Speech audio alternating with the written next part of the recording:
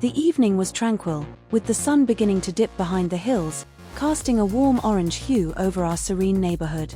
I was in the kitchen, preparing dinner, while the soft hum of the radio played in the background. My son Eric had just returned home from college for the weekend. The house was filled with a calm, comforting energy, the kind that comes with familiarity. Eric had grown up so fast. It seemed like only yesterday he was a little boy trailing behind me, asking endless questions about life. Now, at 21, he was no longer the boy I remembered, but a young man. Strong, confident, and at times, unknowingly distant. The dynamic between us had shifted as he matured, and it was something I was still adjusting to. Dinner was ready, and I called him from the living room. As we sat down at the table, I noticed the way he looked at me, different, intense, in a way that made me pause. I brushed it off at first, thinking it was my imagination. We talked about his classes, his friends, and how much he missed home. But the way he spoke, the way his eyes lingered on mine longer than usual, made me feel something I couldn't quite put into words. After dinner, we decided to watch a movie together, something we used to do all the time before he left for college. The living room felt cozier than usual, with dim lighting and soft cushions making it a perfect setting for a quiet night in. I couldn't remember the last time we had such a peaceful evening together. As the movie played, I found myself glancing at him more than I should have, noticing the way he had grown into himself. He was no longer the child I had raised, but a man. And then, just as I was beginning to feel a strange sense of unease about the thoughts crossing my mind, he shifted closer to me on the couch. At first, I thought it was innocent, but then his hand brushed against mine. A spark shot through me, something electric, something I knew I shouldn't feel.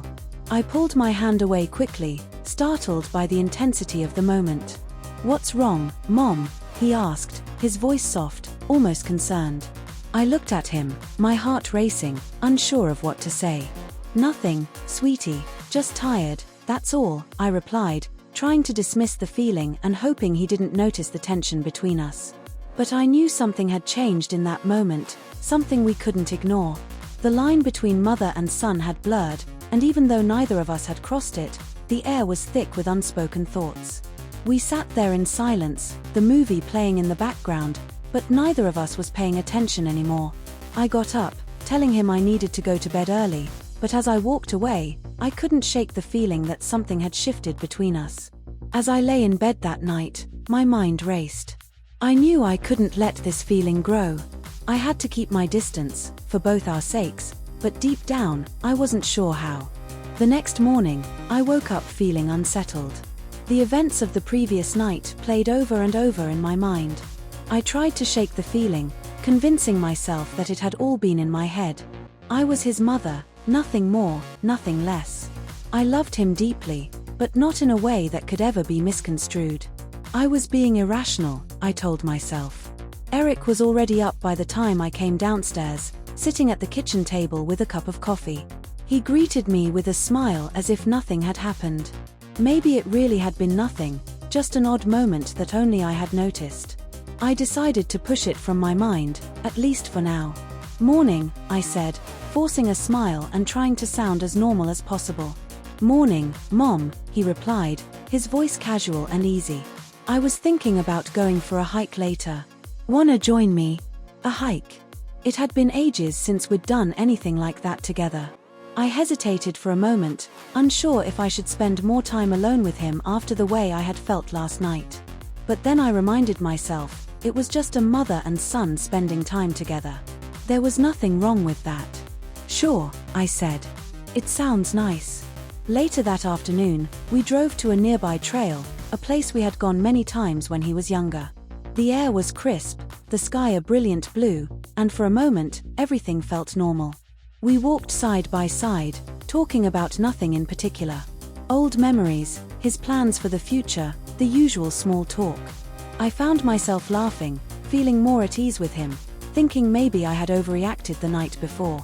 But as we walked further along the trail, there were moments where our conversation would pause, leaving a lingering silence that felt heavier than it should. At one point, as we reached a clearing with a beautiful view of the valley below, Eric stopped walking and turned to me. You've always been there for me, Mom, he said, his voice soft but serious. I don't know what I'd do without you. There was something about the way he said it that caught me off guard, a vulnerability in his tone that made my heart ache. I smiled, trying to lighten the mood.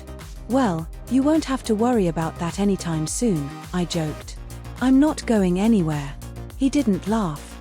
Instead, he took a step closer, his eyes locking onto mine. No, I mean it, he continued. You've always been more than just my mom. You've been everything. I froze. The words hung in the air, heavy and loaded with meaning I wasn't ready to face. I searched his face for some sign that he was just being sentimental, that this was just an innocent moment of affection. But there was something in his eyes, something that made my heart race again, just like the night before. Eric, I said, my voice barely above a whisper. You know how much I love you, right? Of course, he replied, stepping even closer. I love you too, more than you realize. My pulse quickened. This wasn't how a mother and son were supposed to talk, to look at each other. My mind screamed at me to step back, to put some distance between us. But my body felt frozen in place. I think we should head back, I said, my voice shaky. It's getting late. But before I could turn away, he reached out and gently took my hand. The touch was innocent enough, but the way he held on, the way his thumb slowly brushed against my skin, made my stomach twist in a way I couldn't ignore. Mom, he said softly, his voice filled with something I couldn't quite name. I don't know how to say this, but I've been feeling something I shouldn't. And I think you felt it too. Panic surged through me. I pulled my hand away, taking a step back, my heart pounding in my chest. Eric, stop, I said, my voice trembling. You don't mean that. You're confused. He looked at me, his expression a mix of confusion and hurt. I'm not confused, Mom. I know how I feel. No, I said, shaking my head. This isn't right. You're my son. We can't. I couldn't finish the sentence. The words felt too dangerous to speak. Eric took a deep breath, his face clouded with emotion. I know it's not right, but I can't help how I feel. And I don't think you can either. Tears welled up in my eyes as I struggled to maintain my composure. This couldn't be happening. I had to stop this before it went any further, before we crossed a line we could never uncross. I'm your mother, I said, my voice breaking. And I love you, but not like that. We can't. The words hung between us, heavy and suffocating. I could see the pain in his eyes, the way his shoulders slumped. He nodded slowly, looking down at the ground, ashamed.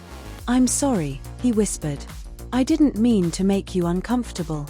I swallowed hard, pushing down the overwhelming emotions. It's okay, I said softly, though I wasn't sure if it really was.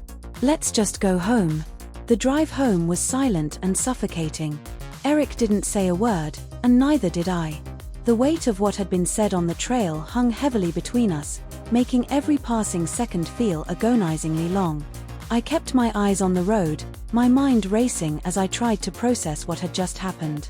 I couldn't believe the words that had come out of his mouth, the feelings he had confessed. Everything I thought I knew about our relationship had been flipped upside down. When we finally pulled into the driveway, Eric muttered something about going to his room. I didn't stop him. As he disappeared up the stairs, I collapsed onto the couch, trembling with the emotions I had been holding back since that moment on the trail. He was my son, my baby boy. But he wasn't a boy anymore, and I wasn't sure how to handle the way things had changed between us. The boundaries between mother and son had always been clear, but now they felt blurry, confusing, like a line we had both unknowingly tiptoed toward. I had to set things right before it spiraled out of control. That night, I lay awake in bed for hours, my mind churning with thoughts I didn't want to have. I kept replaying Eric's words, the way he had looked at me, the feeling of his hand on mine. It was wrong. I knew it was wrong.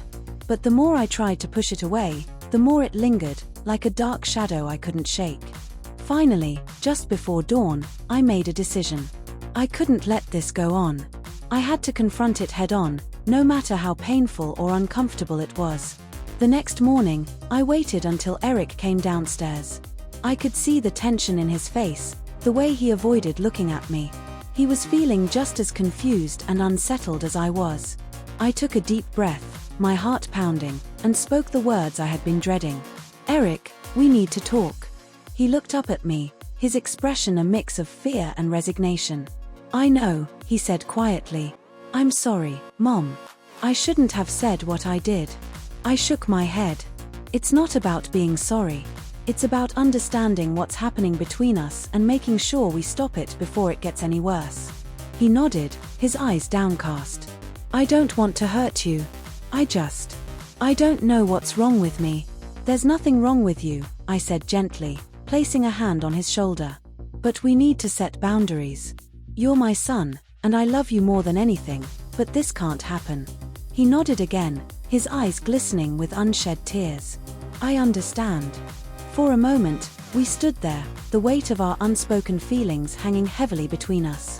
Then, slowly, he reached out and hugged me. It was a simple, innocent gesture, but in that moment, it felt like a lifeline, a way for us to hold on to the love that was still there, even as we acknowledged the boundaries we had to maintain. As I held him close, I whispered softly into his ear, "We'll get through this, Eric. I promise." And as he hugged me back, I knew that no matter how complicated things had become, I would do everything in my power to keep that promise.